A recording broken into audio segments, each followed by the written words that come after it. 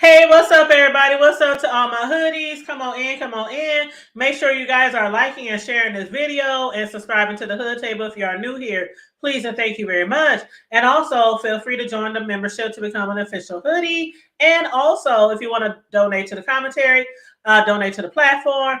$ the Hood Table 402 is our cash app. But let's you guys get right into this good old review of BMF season 3, episode 7 called Get 'em Home. Now, y'all know that I am a few days late, right? I had a lot of things to do this weekend. I had a busy schedule. So I am a few days late. And I was like, oh my God, I got to hurry up and get this review in because I hate when I have to double up on TV show reviews and the next one comes out Friday. So this is going to be a quick little review of episode 7. Again, Get 'em Home, BMF. And make sure again, excuse me, got to get a sip of water. Make sure again, you guys like and share the video on your way in. And let me take my little sip.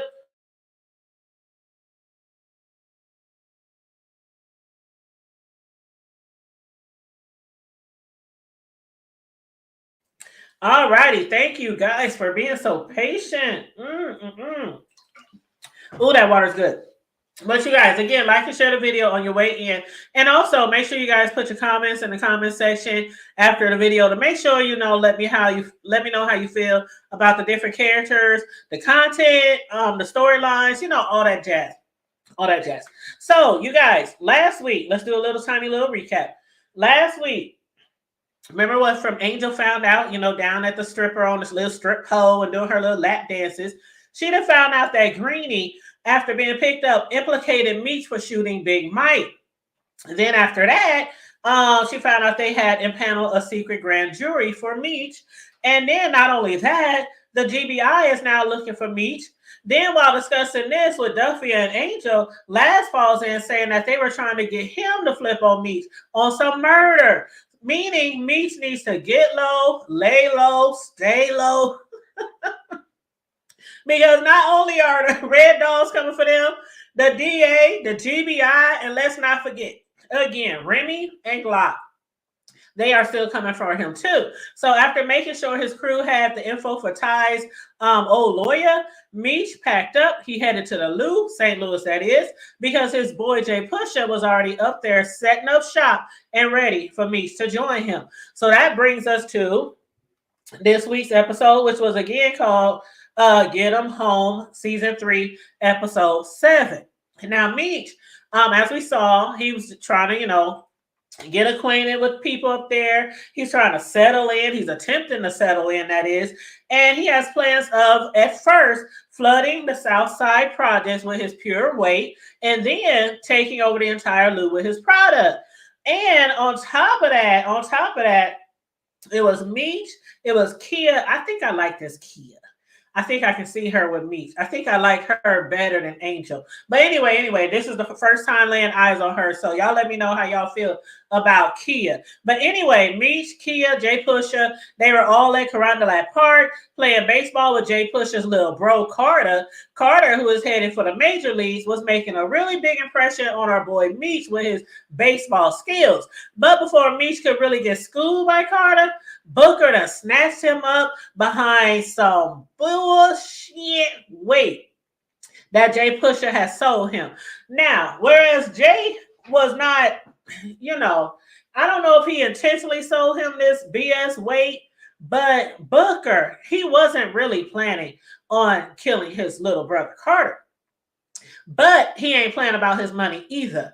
So he figured that Carter, being that he is headed for the major leagues, that it would be no question, no doubt about it, that his brother would come through immediately, expeditiously, and get him out of harm's way. Did he though? Anyway, he wanted some decent weight. He wanted not only some decent weight, he wanted a refund as well. Again, he ain't playing with his money. And he needs it now. Not now, but right now. Unless Jay Pusha wanted to see his little brother pushing up daisies. Pun intended. But despite Booker threatening to cut up his baby brother into pieces, Jay Pusha was being hot-headed, not trying to pay him a single dime, not a nan, nothing, y'all. And we saw where that got Carter. Booker done sent a box to Jay Pusher and his family with one of Carter's fingers in it. Even after that unexpected package, did Jay Pusher move? Did he? Nope, nope, nope. He still refused to accept Booker's terms, which made me think, how will his little brother deal with him after he makes it out alive? Because at this time, we didn't even know if he would make it out alive. So if he made it out alive, I'm thinking to myself, how would his brother handle his relationship with him? Because had it been my siblings, oh, we would have definitely had an issue after this. Okay, you child, I'm headed to the majors. I'm your little brother, your mama's son, and you up here playing games with my life, my fingers. I need my fingers to hold that baseball bat to throw a ball. Like, child, anyway, thank goodness though that Meech was around, because if Meech wasn't around, it was nobody really there thinking level-headed to form some type of plan. So had it not been for Meech coming through in the clutch, Carter would have been all cut up into pieces inside of a tackle box, just like Booker said. And Booker, we saw, had already killed Franklin and a few others. So yeah, they lucky Meech came through in the clutch. Meech came up with a plan to have his bro T send some weight up his way to use in exchange for Carter. T, of course, bro, really? Do you always have to be Captain Saver, bro? Why do you keep inserting your nose in other people's business instead of focusing on ours? That's what T had to say to him. But in spite of his feelings, and in spite of a lot of times T always be like, man, he always be questioning me. That's why Meech be like, man, why you always gotta be like that? We saw the interaction between them. He's like, why can't you just do what I say? That's what Meech might as well have been telling him. But T finally got the product delivered, and Meech was then able to catch up with Dwayne, one of the kidnappers, who after a little bit of pressure and losing one of his own fingers, and after he got a beating by Kia with that baseball bat, he finally gave up the location of Carter. And after rescuing Carter, Meech still gave some of the credit to Jay Pusher. I'm like, man, I would have took all that credit for real. But Miss Esther, which is Jay Pusher and Carter's mother, she was like, are you the one who saved my son? To which Meech replied, well, me, Jay, and Kia, we all did it together. So needless to say, I believe Jay Pusher will forever be indebted to Meech. That part. Now, back in D-Town, while T was at the restaurant making plans to pay for Diz's funeral expenses, Uncle Rodney done loaded up a bunch of guns for them to use on taking out Henrietta. And did y'all hear that, Ish? I was like, Henrietta, if somebody don't get her, she is walking around the hood wearing Diz's jacket. The nerves, the gall, the audacity.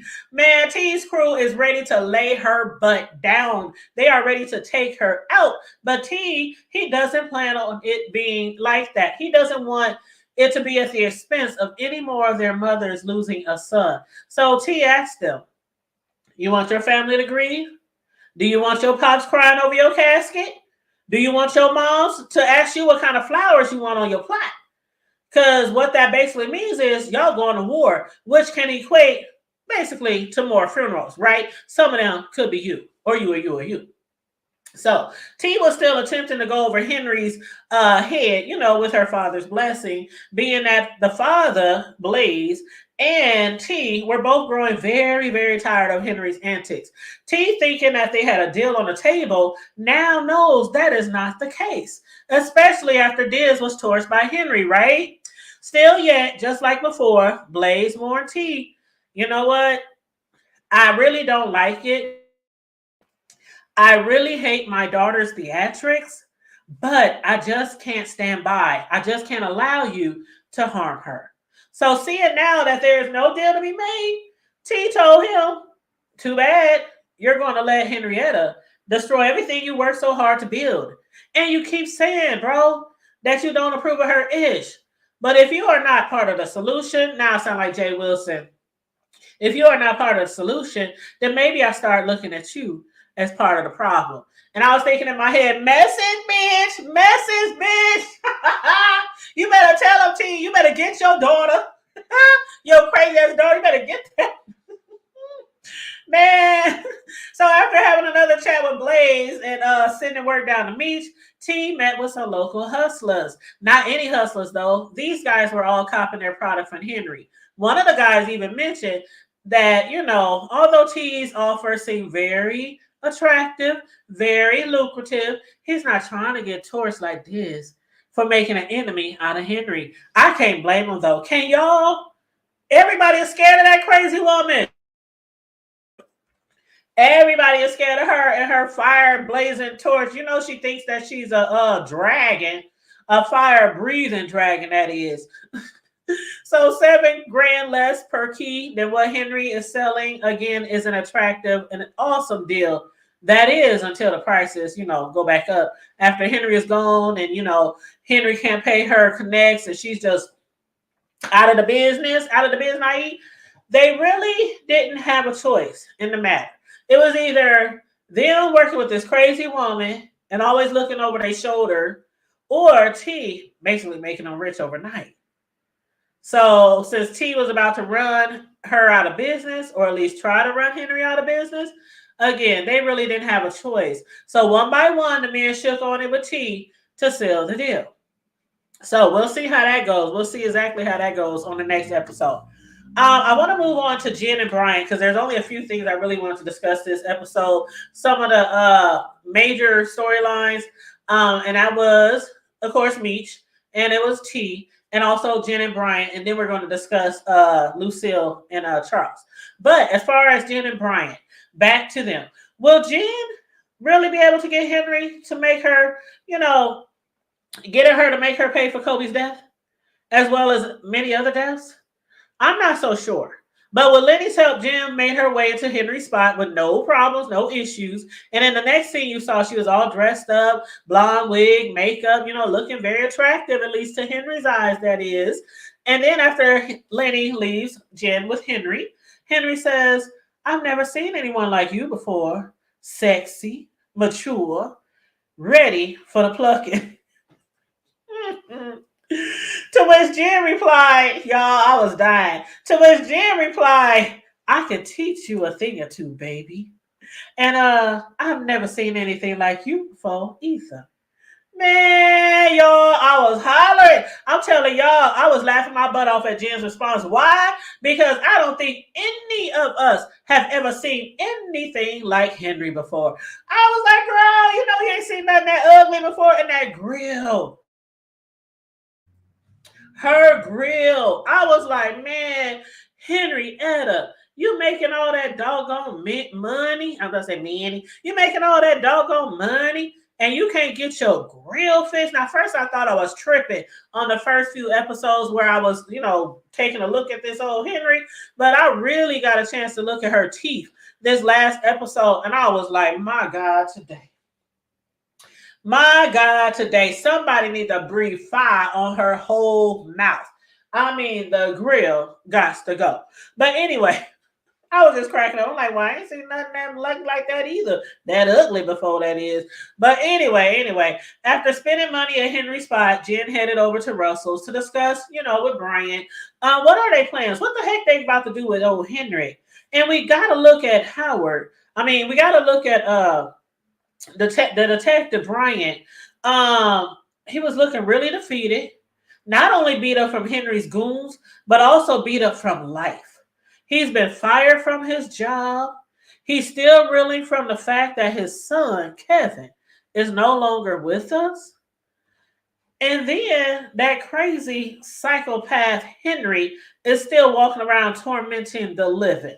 Like, he was just really looking defeated, just drowning his sorrows away in his liquor glass, right? The good news, though, like Jen told him, was her first interaction with Henry went really well. So well that Henry even wants to see her again. So as for me, I can only hope, though, that Jen is not getting herself into something that she can't pull herself out of. Y'all let me know what y'all think about that whole storyline. And last but not least, Lucille, Maurice, and Charles. Now, we saw that scene where Charles, knock, knock, knock, knock. Charles goes to the door.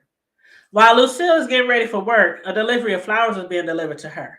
And I could not believe how bold Dr. Maurice was to send flowers to the home that Lucille still shares with her husband. Of course, Charles, he couldn't either. He's looking at the bouquet, he's reading the card. Charles realized from reading the card that Lucille was meeting up with Maurice for dinner later that night. And seeing Lucille looking all giddy like a little schoolgirl over the flowers, he told her, enjoy the filet mignon. I hear it's small. And you know that was a dig at the meat. Trying to insinuate, he ain't got it like me. Lucille was acting all appalled that her husband read the note that accompanied the bouquet. So she made it clear to Charles that she doesn't belong to anyone. I am my own woman. I'm every woman.